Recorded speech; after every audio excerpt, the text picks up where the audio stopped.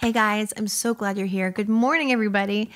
We are in Galatians, and I am super excited to dive right in. But before we do, I wanted to open up with a song. So this is a great chance for you to go grab your Bible, and if you already have it, then sing along with me.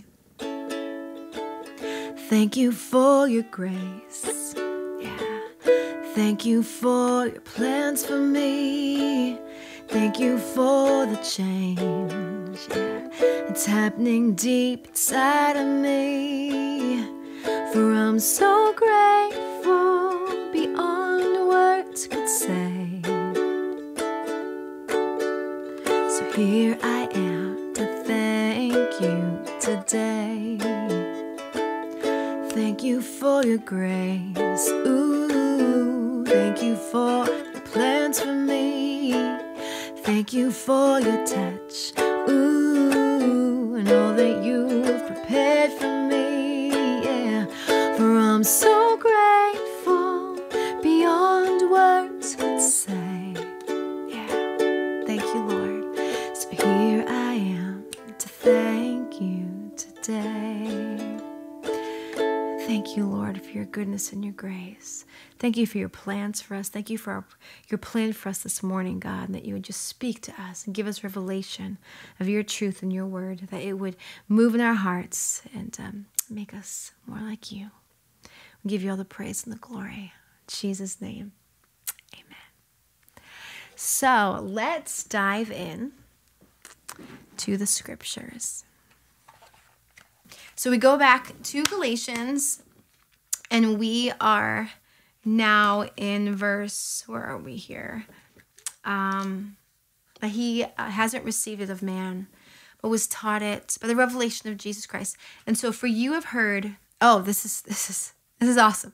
For you have heard in my conversation in times past in the Jews' religion. So some history on Paul, he was Jewish. In time past in the Jewish religion, how that beyond measure I persecuted the church of God and wasted it. And so he was a Jew who hated the gospel. He listened to it and he's like, this is blasphemy.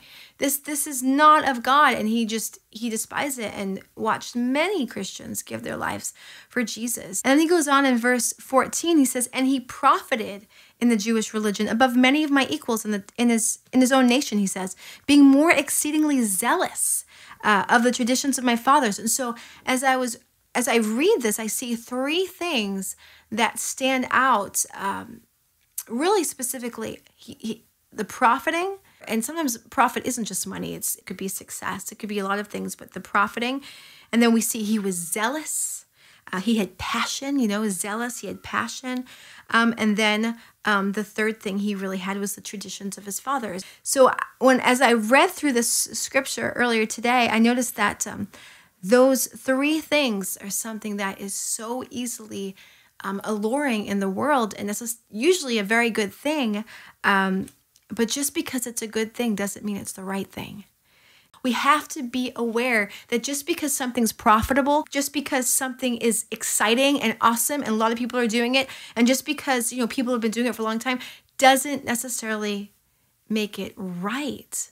It's not necessarily the answer or what we want. He was profiting beforehand. He was zealous beforehand. He held on to the traditions of his fathers beforehand, before Jesus came to him and said, why do you persecute me? As good as these things are, these can be distractions. As I said before, you can't serve money and God at the same time. You can serve God and be profitable, yes, but you can't serve profit and then think you're serving God. So it's all about focus. Unfortunately, profit, passion, and tradition can even become major idols in our life. In the next verse it says, but when it pleased God, who separated me from my mother's womb and called me by his grace. In the same way, it pleases him to separate us from the things of this world. Sometimes we have to come apart from this. We have to be apart and just focus on the goodness and the purity of the gospel, just like it says a few verses back, that purity and simplicity of his truth. And we see here that He did that to reveal his son in me. We need his son revealed in us. Some of you are watching this and you're like, I just desperately want his son to be revealed in me. Sometimes it takes being still.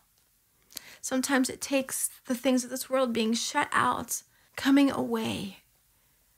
I think of the Lord just saying, come away with me. Let him reveal his son in you. He's called us to a holy calling, to be separate, to be different. Not just from the world, but even from the Christian culture. We want to live for Christ, not for a culture we've created ourselves. We want to live with the purity. We want to be God pleasers, not so we can gain more followers or more applaud or more likes or whatever it is. Lord, help us. That God, that you would reveal your son in us. And so he says, to reveal his son in me, that I might preach him among the heathen. Immediately I conferred not with flesh and blood, neither went I up to Jerusalem to them which were apostles before me, but I went to Arabia and returned again unto Damascus.